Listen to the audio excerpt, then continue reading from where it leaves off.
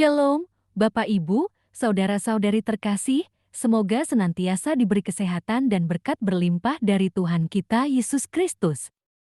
Marilah berdoa dalam nama Bapa dan Putra dan Roh Kudus. Amin. Ya Tuhan, puji dan syukur kami boleh mendengarkan dan merenungkan firman-Mu. Semoga kami dapat menjalankan kehidupan kami sesuai dengan firman-Mu. Amin. Renungan Harian Katolik, Jumat, 31 Desember, tahun 2021. Bacaan pertama, Yohanes 2, 18-21. Bacaan Injil, Yohanes 1, 1-18. Bacaan pertama, Yesus menyucikan Bait Allah. Orang-orang Yahudi menantang Yesus, katanya, "Tanda apakah dapat engkau tunjukkan kepada kami bahwa engkau berhak bertindak demikian?" Jawab Yesus kepada mereka, "Rombak Bait Allah ini, dan dalam 3 hari aku akan mendirikannya kembali." Lalu kata orang Yahudi kepadanya, 46 tahun orang mendirikan Bait Allah ini, dan engkau dapat membangunnya dalam 3 hari. Tetapi yang dimaksudkannya dengan Bait Allah ialah tubuhnya sendiri. Demikianlah sabda Tuhan. Syukur kepada Allah. Bacaan Injil, firman yang telah menjadi manusia.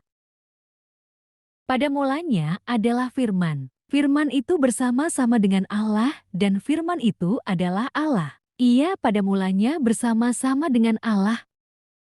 Segala sesuatu dijadikan oleh Dia, dan tanpa Dia, tidak ada suatu pun yang telah jadi dari segala yang telah dijadikan. Dalam Dia ada hidup, dan hidup itu adalah terang manusia. Terang itu bercahaya di dalam kegelapan, dan kegelapan itu tidak menguasainya. Datanglah seorang yang diutus Allah, namanya Yohanes. Ia datang sebagai saksi untuk memberi kesaksian tentang terang itu, supaya oleh Dia semua orang menjadi percaya.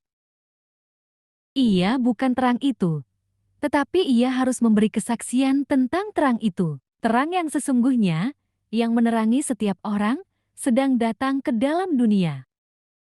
Ia telah ada di dalam dunia, dan dunia dijadikan olehnya, tetapi dunia tidak mengenalnya. Tetapi semua orang yang menerimanya diberinya kuasa supaya menjadi anak-anak Allah, yaitu mereka yang percaya dalam namanya.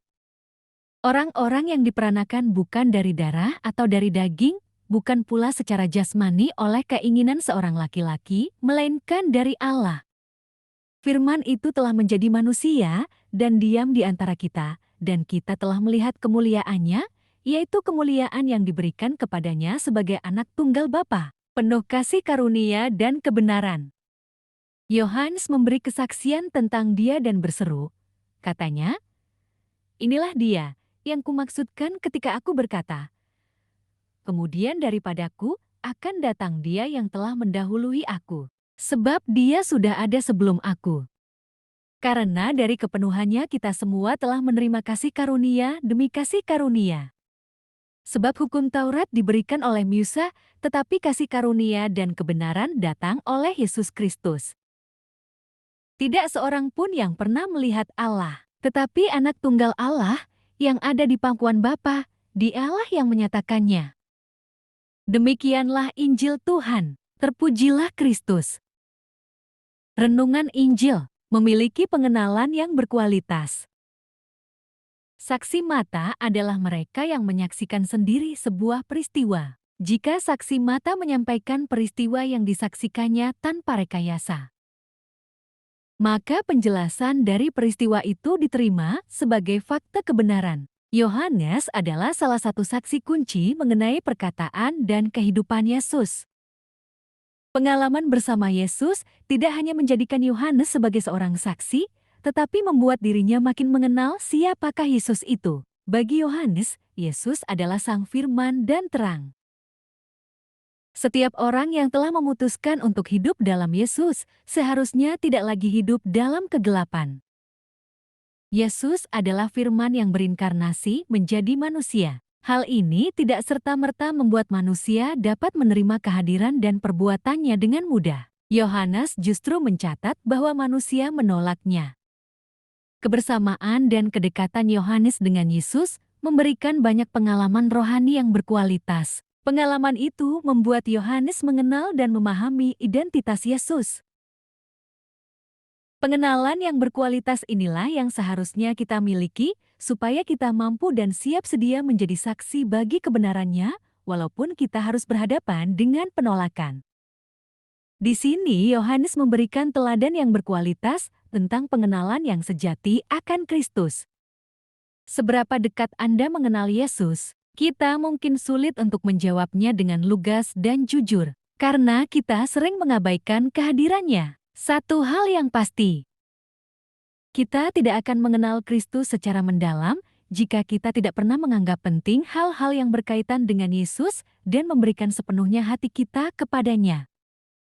Hari ini, kita merayakan hari kelahiran Yesus Kristus. Marilah kita merindukan kedekatan yang berkualitas dengannya, sehingga dimanapun kita berada, banyak orang menyaksikan kebaikannya di dalam dan melalui kita. Amin. Terima kasih Tuhan, kami telah mendengarkan firman-Mu, mampukan kami untuk memiliki kedekatan yang berkualitas denganmu. Amin. Dalam nama Bapa, Putra, dan Roh Kudus. Amin.